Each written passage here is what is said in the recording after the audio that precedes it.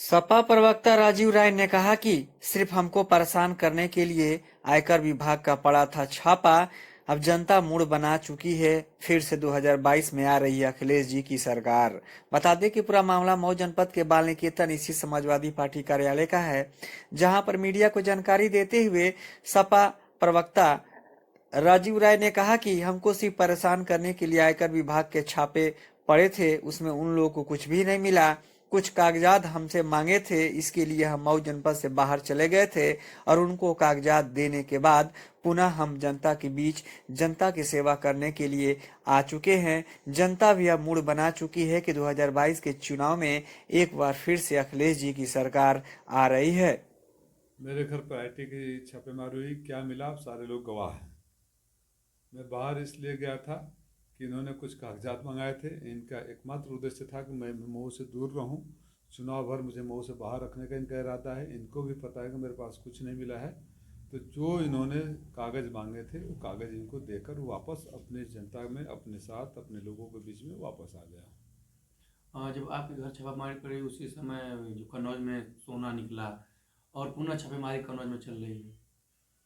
सोना कानपुर में मिला था और उसका सीधे सीधे लिंक भारतीय जनता पार्टी के साथ साबित हो गया है।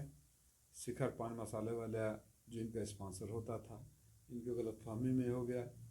और उस गलतफहमी में जब ये पूरी तरह से फंस गए कि पैसा और ये सोना इनका है, तो आश्चर्य लग रहा होगा आप लोगों को भी कि रातों रात वो कर चोरी का मामला बन गया। अभी तक इनकम टैक्स उसके यहाँ नहीं गया, लेकिन राजीव राय के पास आ गया है। तो जो नोट के बंडल घूम रहे हैं, जनता को याद आ रहा है कि कैसे धोखा देते हैं, और ये नोट के बंडल भाजपा वालों के थे। अब पुनः मऊ में वापसी हो गई है। अब क्या चुनावी रहेगा पूर्वांचल का मूड? पूर्वांचल का मूड जनता पूरे प्रदेश में जनता लड़ रही है चुनाव। जनता ने, प्रदेश की जनता ने मूड बना लिया है कि जिन लोगों ने 4.5 साल सिर्फ पीड़ा, दर्द और तकलीफ दिया है, जब उनके घरों के लोग मर रहे थे, हम लोग जितने इसमें बैठे हैं कोई ऐसा नहीं होगा जिसका कोई रिश्तेदार, परिवार का, दूर का, एक्सटेंडेड साथी, दोस्त, मित्र न मरा हो। और ये लोग सो रहे थे। 4.5 साल में लड़कों से सिर्फ फीस वसूला गया है, नौकरी के नाम पर करोड़ों अरबों लूटा गया है और पेपर लीक कराया गया है। 4.5 साल में जब बच्चे नौकरी मांगने जाते हैं तो उनको लाठी दिया जाता है।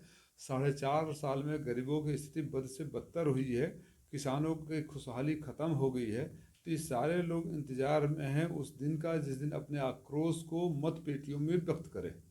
हाँ, कहीं ना कहीं पूर्वांचल में जो किसान है छुट्टा जानवर से परेशान है, गौवन से। भाजपा के विधायक बोल रहे हैं सपा वाले छोड़ रहे हैं परेशान करने के किसानों को।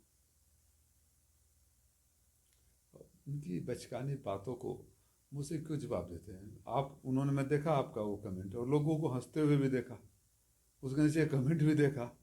तो ऐसी बचकानी बातों का क्या जवाब दे? लेकिन किसान तो बहुत परेशान है, सरकार तमाम दावा कर अभी रही आज है। मुझे पता चला कि नए चीफ सेक्रेटरी ने आदेश दिया कि 10 दिन के अंदर सारे जानवरों को बंद किया जाए।